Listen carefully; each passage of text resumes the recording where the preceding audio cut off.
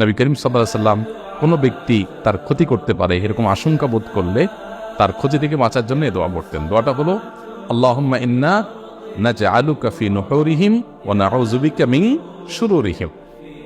অর্থাৎ হে আল্লাহ, যারা আমার ক্ষতির চেষ্টা করছে, শত্রুতা করার চেষ্টা করছে,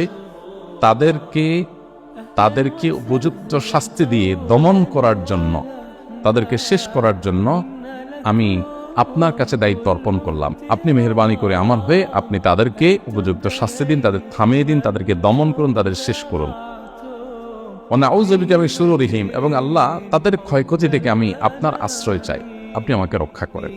নবী করিম সাল্লাল্লাহু আলাইহি সাল্লামের এই দোয়াটা খুবই অর্থবহ একটা দোয়া। এই জন্য জীবনে কখনো কোনো শত্রু আমাদের নবী সাল্লাল্লাহু আলাইহি সাল্লামের কোনো ক্ষতি করতে পারে নাই। কোনো শত্রুর ক্ষতি দ্বারা যখন আপনি ক্ষতিগ্রস্ত হন, আশঙ্কা করবেন, এই দোয়া পড়বেন, আল্লাহ রক্ষা করবেন ইনশাআল্লাহ।